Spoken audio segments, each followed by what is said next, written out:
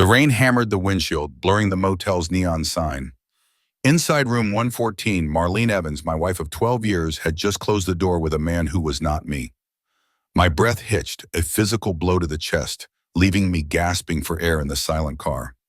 His shadow, tall and lean, lingered for a moment against the curtain before it too vanished, as if erasing me from the world. Earl Sutton, 38, civil engineer, watched his wife Marlene enter a motel room with another man. His world collapsed as the door to room 114 closed. He reflected on their seemingly solid, comfortable life before this moment.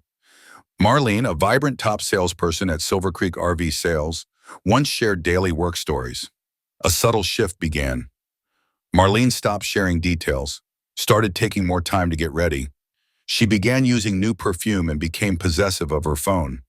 Earl's unease prompted him to ask if everything was okay at work, receiving a distracted "yeah, fine" from Marlene. Marlene then asked about the Robertson overpass, a project Earl had completed weeks prior, ignoring his current work. This moment solidified a cold knot in Earl's stomach. Marlene started working late, smelling faintly of whiskey, attributing it to team celebrations. Earl recalled his initial meeting with Gary Thompson, tall, polished, overly confident. Marlene began mentioning Gary constantly, attributing new strategies and ideas to him. The repeated mention of Gary deepened Earl's suspicion, though he tried to dismiss it as work stress. The new clothes, phone secrecy, late nights, perfume, and Gary's name formed an undeniable, unsettling pattern. Earl Sutton, 38 years old, a civil engineer by trade, felt the chill of the rain through the thin metal of his car door. It was late, past 11. The motel parking lot glowed with the sickly yellow light of the sodium vapor lamps. He watched the door to room 114, the cheap plastic numbers reflecting the rain-streaked light. A moment ago, Marlene had walked through it, her silhouette brief against the interior light, followed by the taller, broader frame of a man he knew but would not name. The click of the lock was barely audible from where Earl sat, but it sounded like a hammer blow against the brittle architecture of his life. Their life, he had always thought, was solid, predictable. 12 years of it, built brick by brick, like a good bridge. He designed those bridges and overpasses. Structures meant to withstand stress and time. Marlene worked at Silver Creek RV Sales, a top salesperson, vibrant and quick-witted. She used to come home full of stories, tales of difficult customers, of closing big deals on Airstreams and Winnebagos, her energy filling their modest ranch house with a kind of bright, restless hum. They would eat dinner, watch a little TV, talk about their days. It was a comfortable rhythm, a routine he had come to rely on, like the dependable hum of the furnace in winter. The first shift had been subtle, a barely perceptible tremor in the foundation. It started a few months back. The work stories grew shorter, then stopped altogether. Marlene would spend more time in front of the mirror, her hands moving with a new kind of deliberation, applying makeup as if preparing for an audience more critical than Earl. He noticed a new perfume, something floral and sharp, replacing the familiar scent she usually wore. Her phone became a constant companion, held close, screen always facing away from him, her thumb moving rapidly across the glass whenever he entered the room. "Everything okay at work?" he had asked one evening, trying to sound casual as he buttered a piece of toast. The question hung in the quiet kitchen, the only sound the gentle scrape of his knife. Marlene, halfway through her pot roast, barely looked up. "Yeah, fine," she mumbled, pushing a potato around her plate. "Just busy. Airstreams are flying off the lot." Her voice was flat, distracted. It wasn't the kind of answer he was used to, not the detailed account of commissions and quotas she once delivered. A few days later, she'd asked him about the Robertson overpass. He'd finished that project weeks ago, the final blueprints signed off, the concrete poured, the traffic flowing. His current work involved a complex highway interchange redesign for the state, a project that took up most of his waking thoughts. The casual mention of a long-finished project, as if it were still his daily grind, struck him like a stray pebble. A cold knot had begun to form in his stomach then, tightening slowly, almost imperceptibly. Then came the team celebrations. Marlene started working late, sometimes not getting home until after 10. She would smell faintly of whiskey, a scent that clung to her clothes, subtle but persistent. Just team celebrations, Earl, she would say, shrugging off his unspoken question. Gary, you know my boss, he likes to celebrate every big sale. The name Gary entered their vocabulary like a new, unwelcome guest. Earl remembered meeting Gary Thompson once at the dealership's annual open house. Gary was tall, immaculately dressed in a suit that looked expensive, even on a salesman's salary. He had a practiced smile, a smooth, confident air that Earl instantly mistrusted. Gary's handshake was firm, his gaze a little too direct, too assessing. Earl had never liked him, but Marlene seemed to respect him, often quoting his innovative sales strategies and market insights. After the team celebration started, Gary's presence in their home, or at least in their conversation, became pervasive. Gary thought this, Marlene would begin over coffee. Gary suggested that, she'd mention, while scrolling through her phone. Gary was implementing a new sales strategy, she'd say, as she ironed her new blouse. The knot in Earl's gut tightened with each mention, a slow twist of unease. He tried to dismiss it, to tell himself it was just work stress, the natural pressures of a demanding sales job. But the pattern was becoming undeniable. The new clothes, the phone secrecy, the late nights, the unfamiliar perfume. Gary's name threaded through her explanations like a dark stitch in an otherwise ordinary fabric. The casual carelessness in her voice when she spoke of him. The way her eyes would sometimes glaze over, as if remembering a private joke. It was all there, a collage of small, unsettling details that Earl could no longer ignore. Marlene texted on a Thursday in March, saying she'd be late. Earl, attempting to reconnect, planned a surprise romantic dinner. Steaks, fancy vegetables, and her favorite wine. Marlene arrived around 9 p.m., her disheveled appearance immediately alarming Earl. Her blouse was buttoned incorrectly, and her hair was more than just windblown. Seeing the candles and Earl's hopeful expression, Marlene's face registered clear guilt. "Oh, Earl, what's all this?" she asked, avoiding his gaze. She declined to talk, claiming she needed a shower, but as she passed, Earl caught a mix of her perfume and unfamiliar cologne. They ate dinner in silence after she showered, Marlene picking at her food, the block of ice in Earl's stomach growing. Earl observed her scrolling through her phone, noting Gary's name appearing repeatedly in text messages. He tried a casual inquiry. "How's Gary these days? Still doing those team celebrations?" Marlene's thumb froze on her phone. "What? He's fine. And yeah, that's where I was tonight." She turned off her phone, finally looking at him, a spark of irritation in her eyes. Earl confronted her about her recent distance. "Lately, you don't talk much about anything." "Hey." This sparked anger in Marlene. "What's that supposed to mean?" Earl then delivered the ultimate accusation. "Your blouse was buttoned wrong when you came home." Marlene's face went pale. She denied the implication and retreated to bed. That night, Marlene slept with her back to Earl, leaving him awake and cold. One Thursday evening in March, a text message pinged on Earl's phone. "Running late. Team celebration ran over." It was Marlene. He'd planned a surprise. Steaks, thick-cut New York strips he'd bought from the specialty butcher, asparagus he'd roasted with olive oil and sea salt, and a bottle of the Cabernet Sauvignon she liked. He'd set the table with their good china, lit 2 unscented candles. It was an attempt to recapture something, to bridge the growing silence. She arrived around 9 o'clock. The front door opened and closed with a familiar click, but the usual rush of her entering, the toss of her keys onto the hall table, was absent. When she walked into the dining room, where the candlelight flickered, Earl's hopeful smile faltered. Her dark hair, usually neat even after a long day, was disheveled. Not just windblown, but tangled as if she'd run her hands through it repeatedly. Her silk blouse, the soft cream one he liked, was buttoned incorrectly. One button, 2 holes too high, creating a puckered line down the front. Marlene stopped dead, her eyes sweeping over the candles, the set table, Earl standing there, an apron tied around his waist. He saw it immediately, a flash of something in her eyes, a shadow moving behind them. Guilt. It was unmistakable. "Oh, Earl, what's all this?" she asked, her voice softer than usual, a little breathy. She didn't meet his gaze for long, her eyes darting to the flickering flames, then to the untouched wine. He tried to smile, to smooth over the sudden awkwardness. Just thought we could have a nice dinner. A surprise. She didn't move towards the table. I really need a shower first, she said, her tone distant. Long day. As she walked past him, a subtle scent reached him. It was her perfume, yes, the new floral one, but beneath it, mixed with it, was something else. A faint masculine cologne, not his own, sharp and woody. It clung to her, a phantom presence in the quiet hallway. He watched her disappear into the bathroom, the sound of the shower kicking on a moment later, a rushing white noise that seemed to drown out everything.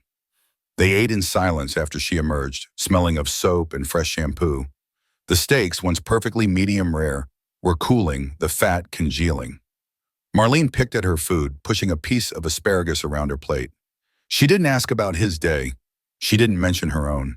The block of ice in Earl's stomach, once a cold knot, was now spreading, a dull ache just beneath his ribs. The candlelight, meant to create warmth, instead cast long, dancing shadows that made the room feel vast and empty. He watched her hands. She kept one beneath the table, the other constantly moving, thumb scrolling on her phone, hidden mostly from his view. But he caught glimpses. The screen flashed, illuminating her face in brief, cold pulses. And he saw it. The name Gary, appearing repeatedly in a series of text messages, one after another, a quick, silent conversation happening right there, between bites of cooling steak.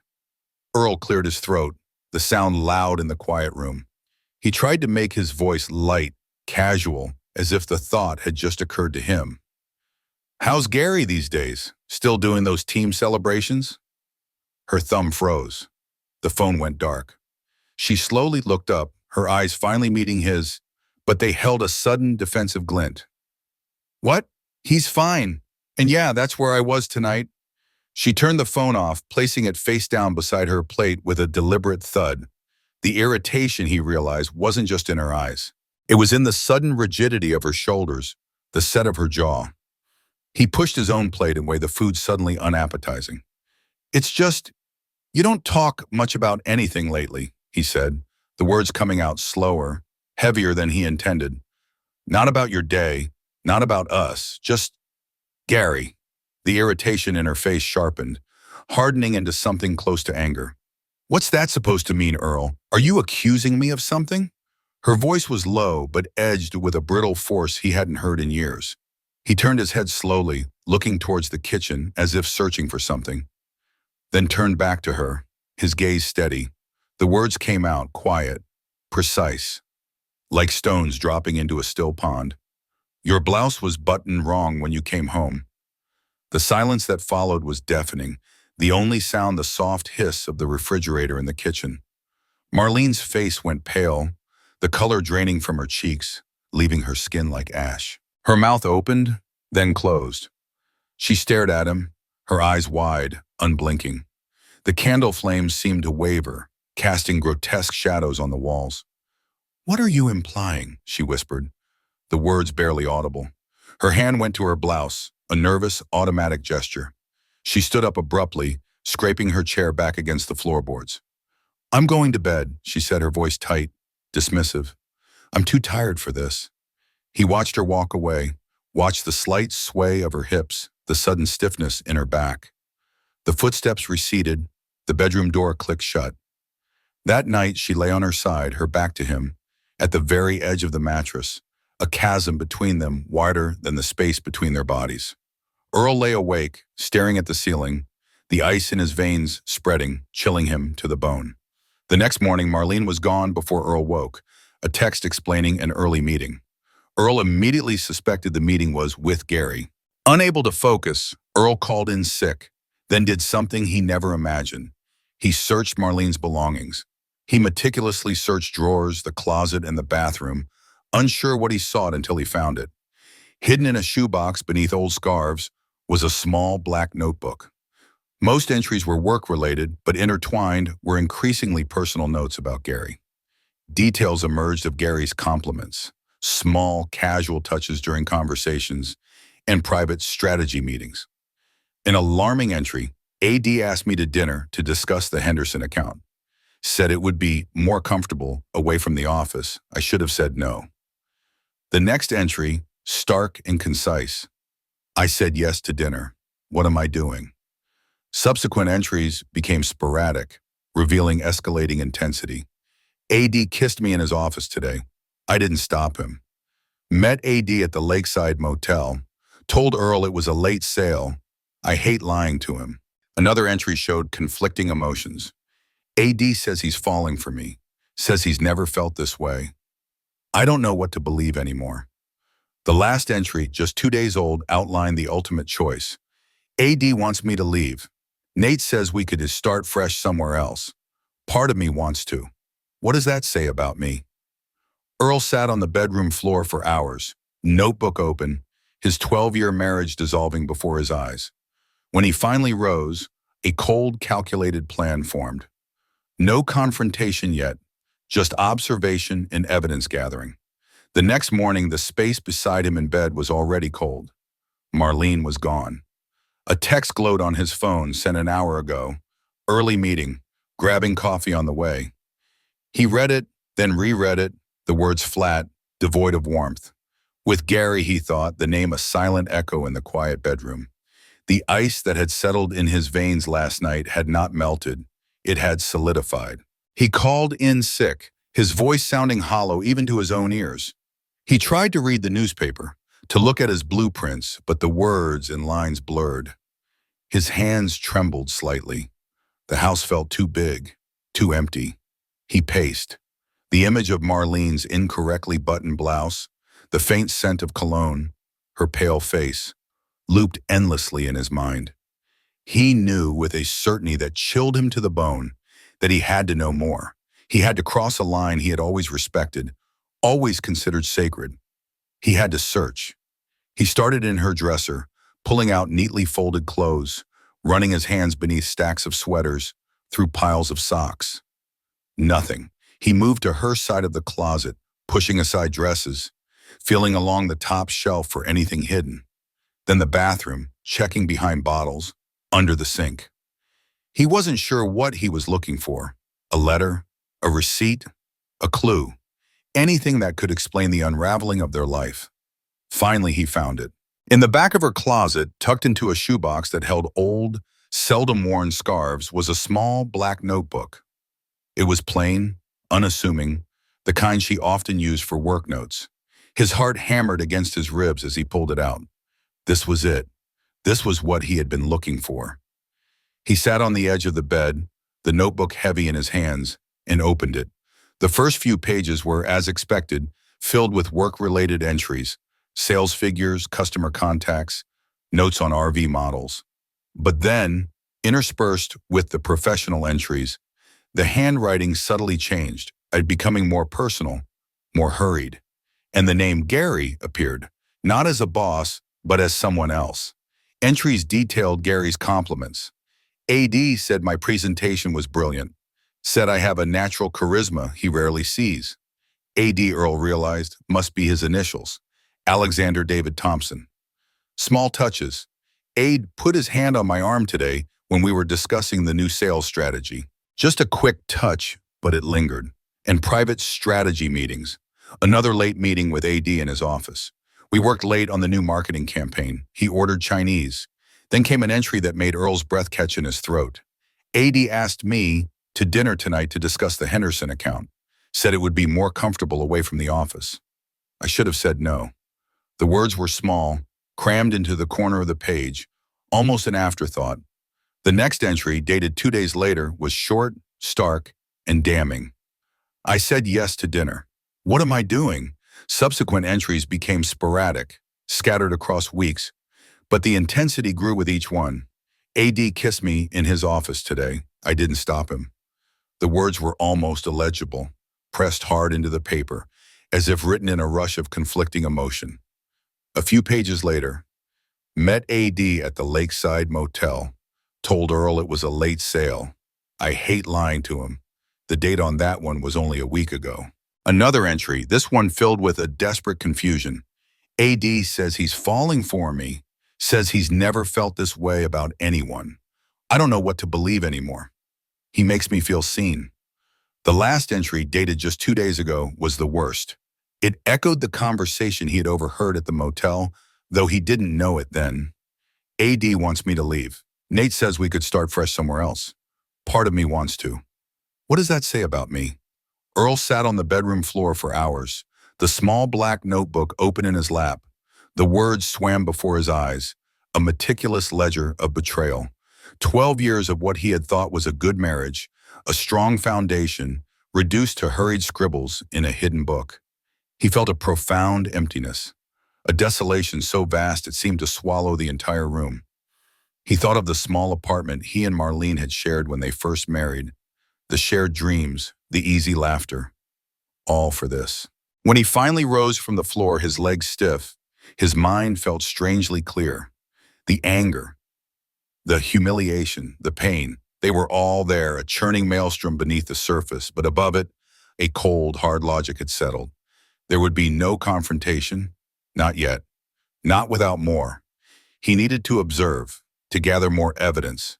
He wasn't sure what came next, but he knew one thing: he wouldn't let it simply disappear into the Midwestern wind. That night, Earl tried to maintain a facade of normalcy, asking Marlene about her day. He even spoke about a project design problem, feigning engagement. Their dinner and TV routine felt hollow, like rehearsed lines by actors. Around 9 p.m., an urgent text made Marlene stand abruptly. She claimed she forgot paperwork at the office, essential for the Hendersons' visit tomorrow. Earl offered to drive her, but Marlene quickly declined, insisting she'd be quick and not to wait up. 10 minutes after she left, Earl followed her, his intention firm. She didn't drive to the RV dealership. Instead, she headed for the Lakeside Motel on Route 16. Earl parked across the street, observing Marlene pull into the lot, check her makeup, and walk towards room 114. Gary Thompson was waiting at the door, pulling her inside immediately. Earl sat in his car until 2 a.m., rain pelting the windshield, feeling like a pathetic character. At precisely 2:17 a.m., Marlene exited the room. Earl checked his watch, engraving the moment. Gary kissed her deeply at the door, his hands on her back, a gesture too intimate for a boss. Marlene did not pull away.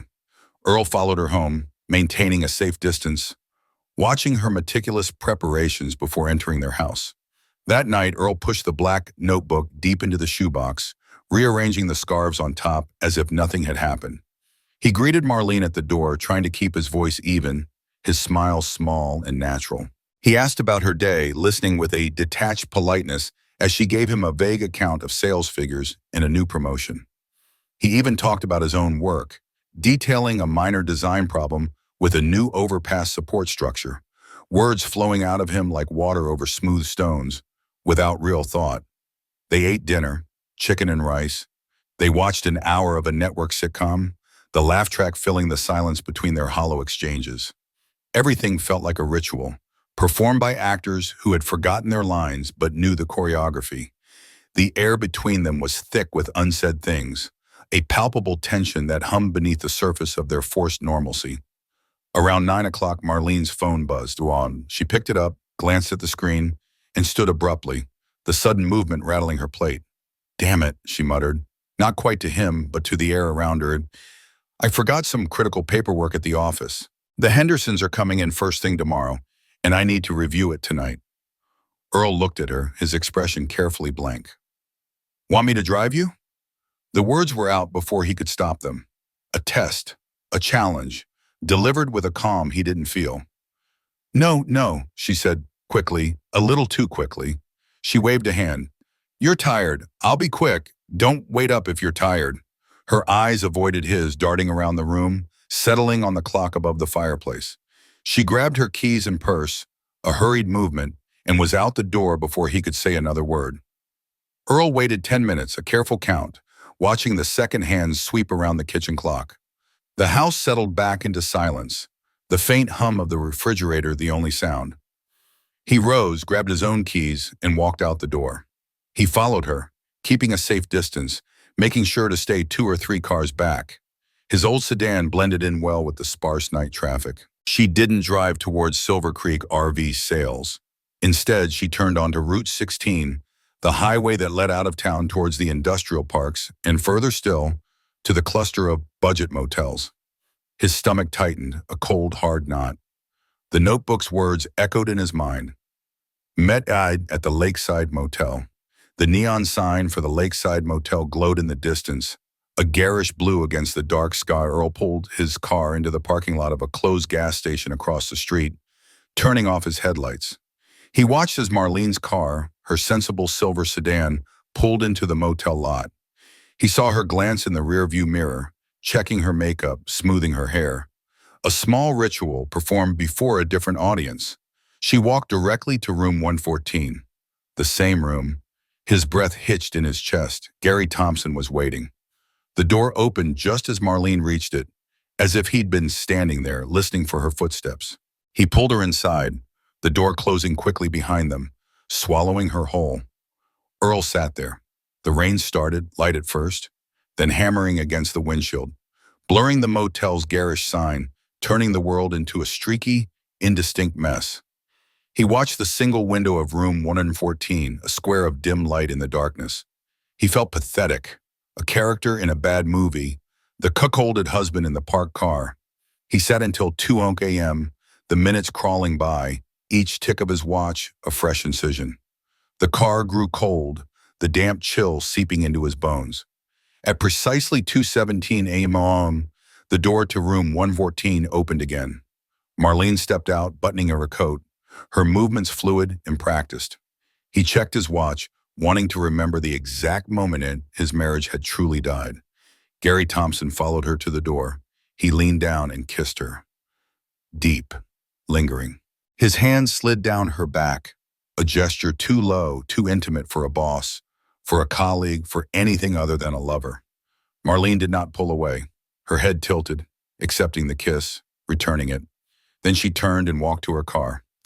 Gary watched her go, a small, satisfied smile playing on his lips before he closed the door. Earl waited until Marlene's car pulled out of the motel lot. Then he started his own engine, a quiet rumble in the stillness of the night. He followed her home, keeping his distance, a ghost in her rearview mirror. He watched her pull into their driveway, saw her take a moment in the car, checking her appearance, smoothing her hair again. He saw her open her door, a small bottle of perfume appearing in her hand, a quick spray, a deliberate action to mask the lingering scent of another man. Then she walked into their house, closing the door softly behind her as if she were merely coming home from a late night at the office. Marlene woke to find Earl already making coffee, the morning air heavy with unspoken words. It felt colder than a January morning, despite the warming temperatures outside. Over a breakfast neither could truly eat, Earl quietly placed the black notebook on the table. "I found this, Marlene," he stated, his voice flat. Marlene's face drained of color at the sight of the notebook, and she tried to snatch it away. Earl held it firm, preventing her from taking it. He recited damning lines. "Met AD at the Lakeside Motel, and AD wants me to leave." Marlene initially denied everything, then erupted in tears and anger, blaming Earl for being distant and predictable. Earl remained unnervingly calm, his voice flat as he described witnessing her at the motel. "I saw him kiss you. I saw him touch you," he stated plainly. Marlene collapsed into sobs, admitting the affair, expressing her confusion, guilt, and a plea for understanding. She claimed Gary made her feel seen, alive, something she felt was missing with Earl. Earl's quiet question hung in the air. "Did you ever truly love me, Marlene, or was I just the comfortable choice?" He pressed her for details about Gary, about their future, about the impact on their life together. "I don't know how we come back from this. I don't know if we can," Earl stated, the finality evident. Marlene pleaded for another chance, for them to work through it, for their family, her words hollow. Earl left the table, the notebook still there, and retreated to the garage, needing space from the wreckage. Marlene woke to the smell of coffee, a familiar comfort. But the comfort ended there. She found Earl already up, standing by the kitchen counter, pouring a mug. The air between them was thick, colder than a January morning, heavy with words that hadn't been spoken but now demanded to be. He placed 2 mugs on the table, along with a plate of toast and eggs, a meal neither of them would touch. Then, with a quiet, deliberate motion, he laid the small, black notebook in the center of the table, pushing it slightly towards her. His gaze, usually warm or at least familiar, was now like a flat, gray schema. "I found this, Marlene." His voice was low, devoid of inflection, a stark contrast to the earthquake that just rumbled through her.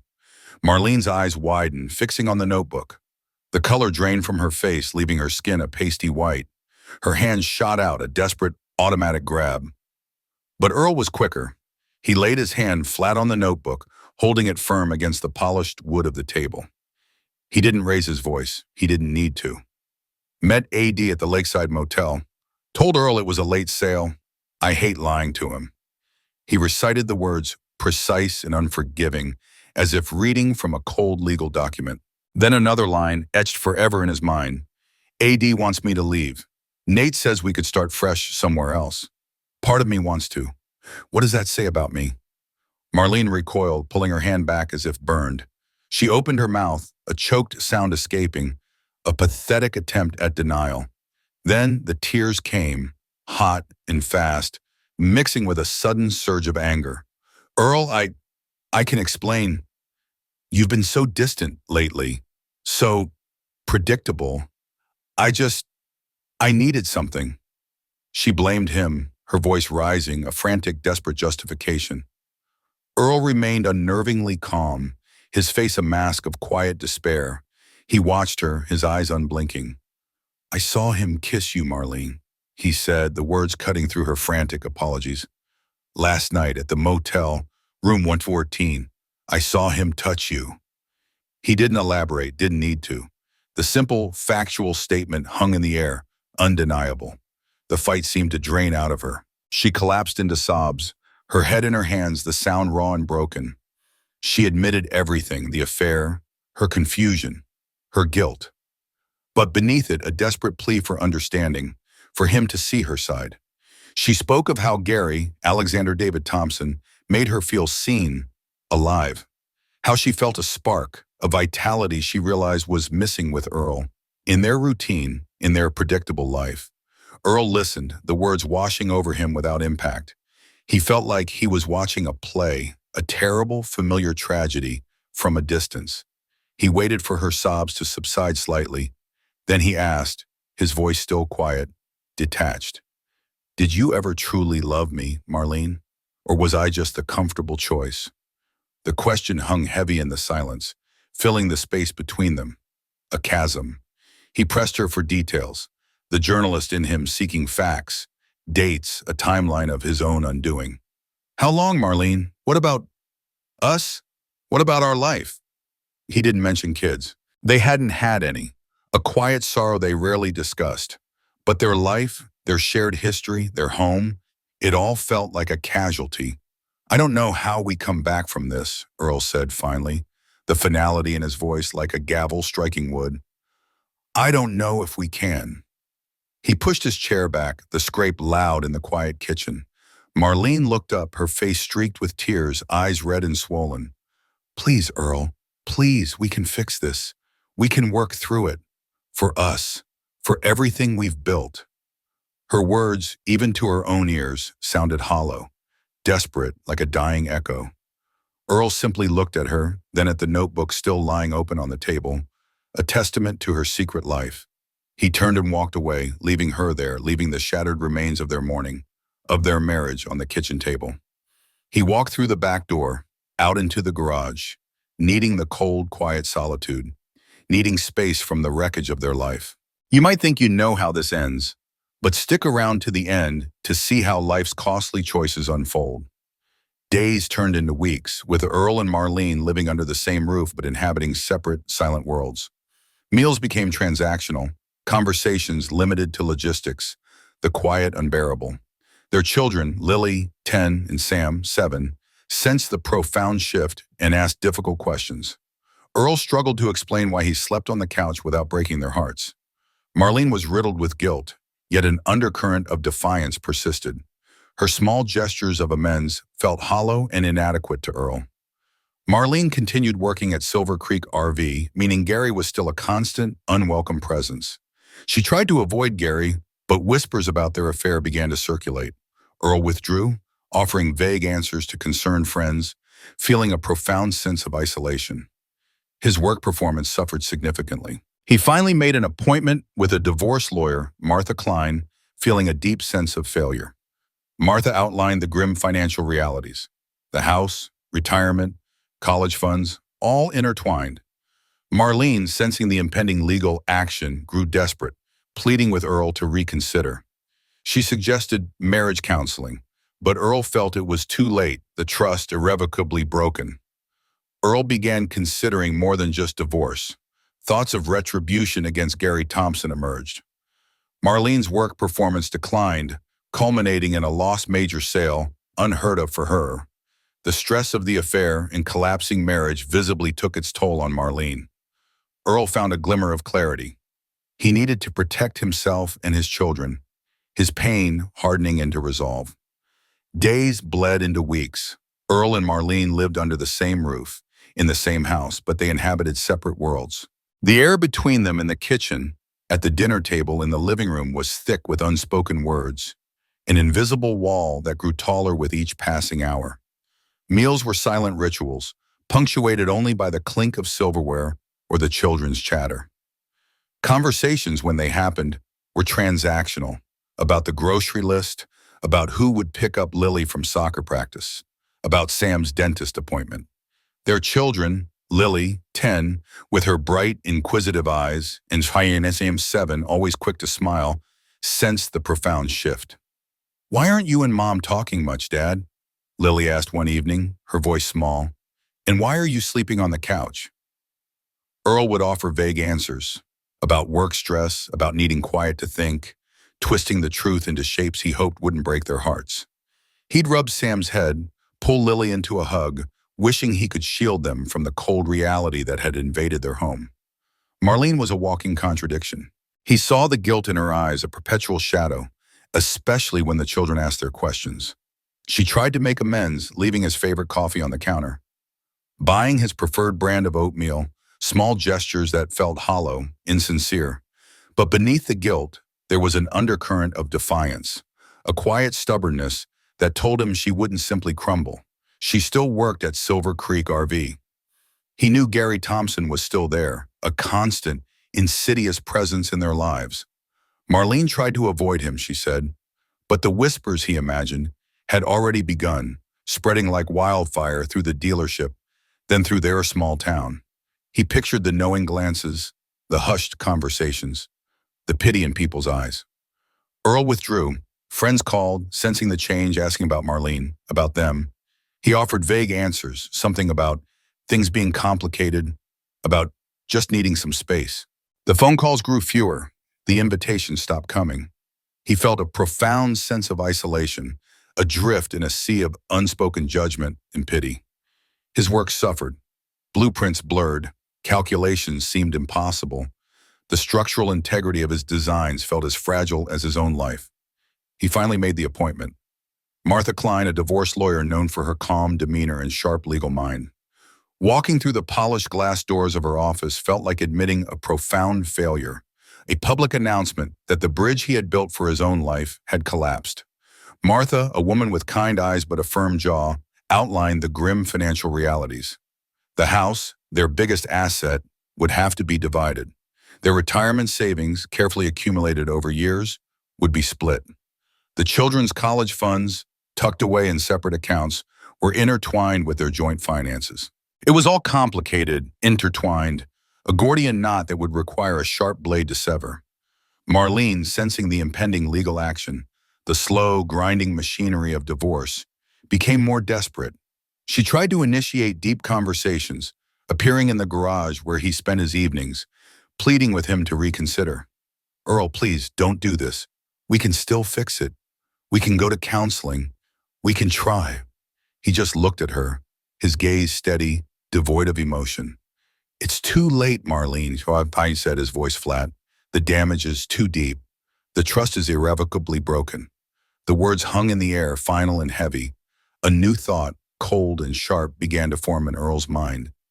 Not just about divorce, about disentangling his life from Marlene's, but about Gary Thompson, the smooth-talking sales manager who had walked away from this wreckage seemingly unscathed. It wasn't fair. He heard through the grapevine that Marlene's work performance had declined. She'd lost a major sale, a big RV order, something unheard of for her, a top performer. The stress of the affair, of the collapsing marriage, was taking its toll. It was a small, grim satisfaction. A glimmer of clarity pierced through his pain. He had to protect his children. He had to protect himself. The pain he felt began to harden, slowly, inexorably, into resolve. Earl met with Martha Klein to discuss asset division and child custody. The painful reality of splitting their life, piece by piece, solidified in his mind. Lily and Sam became increasingly withdrawn, sensing the deepening chasm between their parents. Lily overheard a hushed argument and asked, "Are you guys getting a divorce?" Earl's heart broke as he confirmed their fears, watching their small faces crumple. Marlene began drinking more frequently, staying out late, her team celebrations becoming less convincing. She was visibly unraveling, haunted by the consequences of her choices. Marlene sought comfort from Gary, but he grew increasingly distant, wary of the fallout. His polished exterior began to crack under the pressure of the affair's exposure. Whispers about Marlene and Gary's affair spread rapidly through Silver Creek RV, altering perceptions. Customers looked at Marlene differently, and colleagues grew standoffish. Earl grappled with a moral dilemma. Should he let them face natural consequences, or actively accelerate their downfall? He considered sending anonymous letters or sharing the notebook's contents, but held back for the sake of his children. Martha Klein advised against any public acts that could complicate his divorce case. "Keep it clean, Earl," she'd said. "Don't give her grounds to retaliate." Earl had an accidental encounter with Gary at a local hardware store. Gary conspicuously avoided eye contact. The once swaggering Gary now seemed diminished, and Earl felt a flicker of grim satisfaction. Marlene desperately confronted Gary, pressing him about their future. Gary offered vague answers, prioritizing his career over her desperation. Watching Marlene's decline and Gary's retreat, Earl's resolve to ensure justice solidified. He knew he could no longer stand by silently. Earl sat across from Martha Klein again, the legal pad between them filling with notes. Asset division, custody arrangements, the house, the cars, the kids' future. Each item on the list represented a piece of their life, carefully built, now being meticulously dismantled.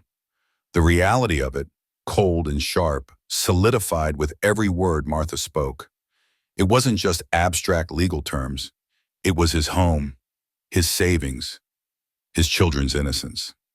Lily and Sam became shadows, moving quietly through the house, their laughter muted, their questions fewer. He caught them sometimes, whispering in their bedroom, their young voices hushed. One evening after a particularly strained dinner, Lily, her eyes wide and fearful, approached him. She must have overheard him and Marlene arguing, their voices low but sharp from the garage. "Are you guys getting a divorce?" she asked, her voice barely a whisper, her lower lip trembling. Earl knelt, the floorboards cold beneath his knees, and wrapped his arms around her, confirming her fears with a quiet, "Yes, sweetie," feeling his heart splinter into 1,000 pieces as her small body shook with silent sobs. Marlene was unraveling. The subtle scent of whiskey on her breath was no longer subtle. She stayed out late, sometimes not even bothering with a cover story about team celebrations. Her eyes were often red-rimmed, her movements sluggish. The woman who had once been so vibrant, so full of restless energy, was shrinking, haunted by the choices she'd made, by the wreckage she'd helped create. She sought comfort from Gary Thompson. Earl knew this not from direct observation, but from the slow, insidious spread of rumors. But Gary, the polished sales manager, was becoming increasingly distant. He was wary of the fallout, Earl heard, careful about his reputation, his career. His smooth exterior was cracking, revealing a man less confident, more afraid of exposure. The whispers about Marlene and Gary's affair had spread through Silver Creek RV like a virus.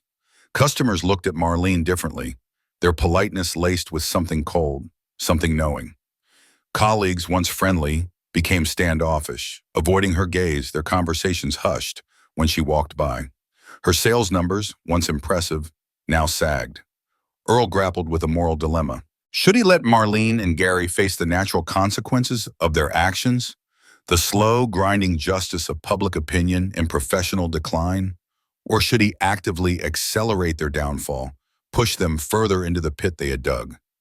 He thought about anonymous letters to the dealership's corporate office, about subtly leaking the contents of Marlene's notebook to key people, letting the truth explode.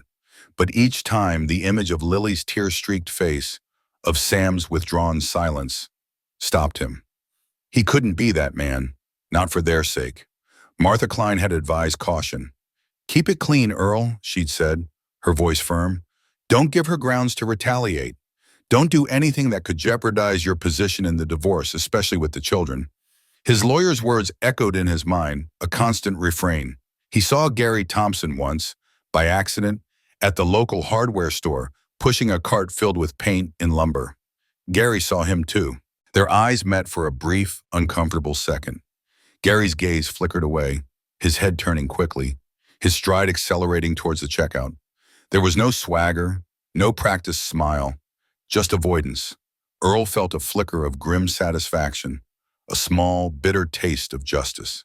Marlene, in a desperate attempt to salvage something, had confronted Gary. Earl pieced this together from her tearful phone calls, overheard fragments, the raw emotion in her voice. She'd asked him what their future held, what their plans were.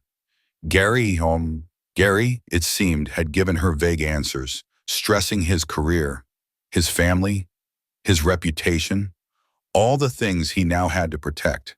He had used her, and now he was casting her aside. Watching Marlene's decline, seeing Gary's retreat, a new resolve solidified in Earl. He couldn't stand by silently.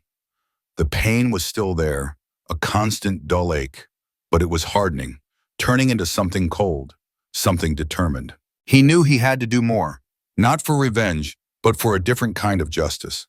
Earl made a calculated move, subtly leaking information about Gary's inappropriate conduct and Marlene's involvement to Silver Creek RV's corporate office. The anonymous tip led to an internal investigation into ethical conduct and workplace relationships. Gary Thompson was called in for questioning, facing the corporate inquiry. Confronted with specific evidence, Gary attempted denial, then tried to deflect blame. Marlene, whose performance had already suffered, was called in separately, and due to the investigation, was dismissed from Silver Creek RV, her career shattered. Facing a forced dismissal and potential reputational damage, Gary resigned from his position, effective immediately. The practiced smile was gone from Gary's face, replaced by a strained grimace. Marlene confronted Earl in a fury, accusing him of ruining her life, her anger laced with despair. "You took everything from me," she cried, her voice raw with regret. Earl, calm but firm, replied, "You did that yourself, Marlene. I just showed everyone what was plain as day." Lily and Sam learned about Marlene losing her job, confused and Sam blaming the ongoing fighting between their parents. Earl felt no joy in Marlene's downfall, only a hollow ache, the anticipated satisfaction replaced by profound loss. Martha Klein presented the finalized divorce papers to Earl. He signed them, severing the last legal tie to Marlene, experiencing both a sense of liberation and deep sadness. Earl decided on a calculated move. No grand, public confrontation. No shouting. No melodramatic expose. He didn't want to burn the house down with his children inside. Instead, he chose a quiet, strategic leak. Anonymous letters, carefully worded, without inflammatory language, but precise in their details. He cited dates, mentioned the Lakeside Motel, hinted at specific team celebrations that weren't team-oriented at all. He mailed them to several key figures at Silver Creek RV's corporate office, high enough up the ladder that they couldn't be ignored. He did not sign them. Within days, the tremors began. An internal investigation was launched at Silver Creek RV. The official reason was ethical conduct in workplace relationships. Gary Thompson, the smooth-talking sales manager, was called in for questioning first. Earl heard whispers, through his own dwindling contacts in town, that Gary, confronted with the meticulous details, the Lakeside Motel entry, the patterns of late nights, the specific compliments, first tried to deny, then to deflect. He probably blamed Marlene, Earl thought, just as he had blamed her husband. Then Marlene was called in. Her performance had already suffered, a downward slide that corporate would have noticed. Coupled with the undeniable evidence of an inappropriate relationship with her boss, something that violated company policy. Her fate was sealed. She was let go from Silver Creek RV. Her career, the thing she had built with such fierce dedication, the source of her vibrance was shattered. Gary, facing a forced dismissal, the potential for a public scandal, and the damage to his once impeccable reputation, chose the path of least resistance. He resigned from his position, effective immediately. Earl saw him once after that, packing boxes from his office into his car. The practiced smile was gone, replaced by a strained grimace, his eyes darting nervously, avoiding anyone who might meet his gaze. Marlene came home that evening, her face a mask of fury and profound despair. She found Earl in the kitchen, making dinner for the kids. "You did this!" she shrieked, her voice raw, close to breaking. "You ruined my life! You took everything from me!"